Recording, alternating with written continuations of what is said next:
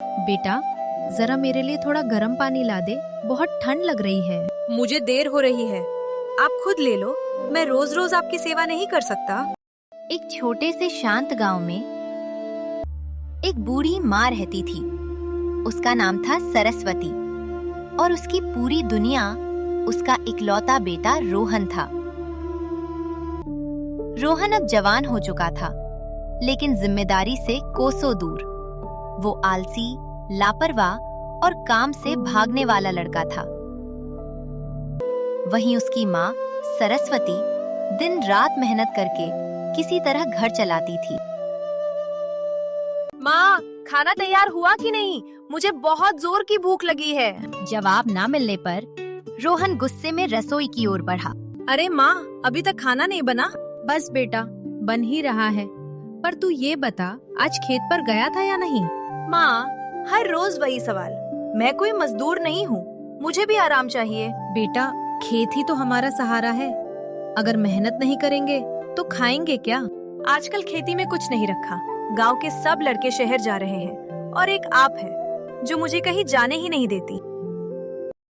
इतना कहकर रोहन गुस्से में बाहर चला गया और सरस्वती चुपचाप आंखों में आंसू लिए अपने बेटे के लिए खाना परोसती रही। रोहन सीधा अपने दोस्त अर्जुन की दुकान पर पहुंचा। अर्जुन गांव में राशन की दुकान संभालता था।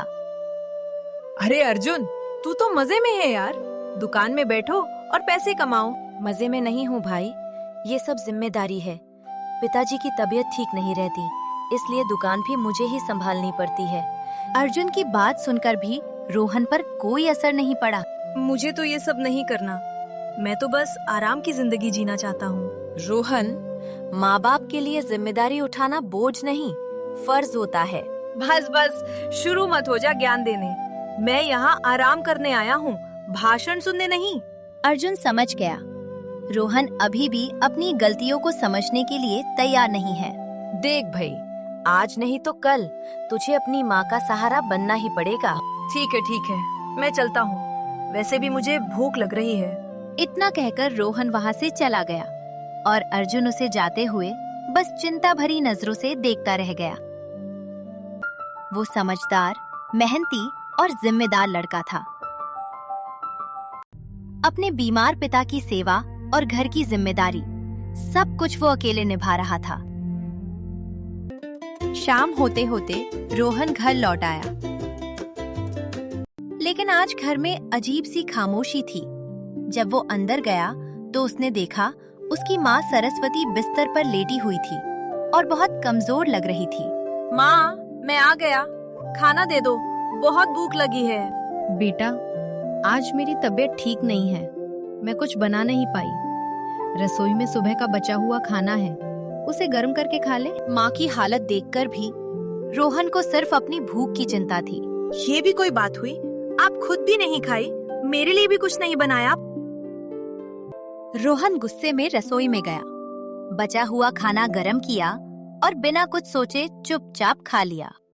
अगली सुबह घर में सन्नाटा था। सरस्वती अभी भी बिस्तर से उठ नहीं पा रही थी। बेटा, जरा मेरे लिए थोड़ा गर्म पानी ला दे, बहुत ठंड लग रही है। मुझे देर हो रही है, आप खुद ले लो। मैं रोज रोज आपकी सेवा नहीं कर सकता। बेटा, जब तू छोटा था मैं पूरी रात जागकर तेरा ख्याल रखती थी। मुझे बाहर जाना है, मैं रुक नहीं सकता। इतना कहकर रोहन घर से निकल गया और अपनी बीमार माँ को अकेला छोड़ गया। उस दिन शाम को जब रोहन वापस घर लौटा, उसका गुस्सा अभी भी शांत नहीं हुआ था। घर के अंदर आते ही उसने जोर से आवाज लगाई। माँ, कहाँ हो आप? मुझे बहुत भूख लगी है, जल्दी खाना दो। सरस्वती धीरे धीरे रसोई से बाहर आई। चेहरे पर कमजोरी साफ दिखाई दे रही थी। बेटा, तू हमेशा खाने की ही बात करता है, एक बार भी अपनी बीमार माँ के बारे में सोचा? तो क्या करूँ, भूख तो मुझे ही लगती है ना। अब मेरी उम्र हो गई है बेटा, मैं पहले जैसी नहीं रही। तुझे भी अब थोड़ा जिम्मेदार बनना होगा। ठीक है, अगर मैं इतना बोझ हूँ तो मैं ही चला जाता हूँ इस घर से, फिर रहना आप अकेले। इतना कहकर रोहन गुस्से में घर से बाहर निकल गया और बिना पीछे देखे चलता गया। रात गहराने लगी। रोहन गांव के मंदिर में बैठा रहा।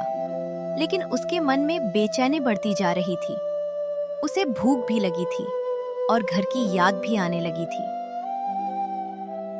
आखिरकार देर रात वो वापस घर लौट आया। आ गया बेटा, चल हाथ मुंह धो ले, मैं तेरे लिए खाना लगा देती हूँ। जिस माँ को उसने इतनी बातें सुनाई, वही माँ उसे देखकर खुश हो रही थी। माँ, आप मुझसे नाराज नहीं हैं? माँ अपने बच्चे से नाराज नहीं रहती बेटा, वो सिर्फ चिंता करती है। उस पल पहली बार रोहन को अपने व्यवहार पर पछतावा हुआ।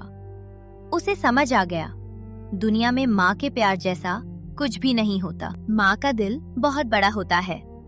वो अपने बच्चों की हर गलती माफ कर देती है, लेकिन हर किसी को ये प्यार समय रहते समझ नहीं आता। अगर आपको ये कहानी पसंद आई हो तो इसे अपने दोस्तों के साथ शेयर करें और चैनल को सब्सक्राइब करना ना भूलें।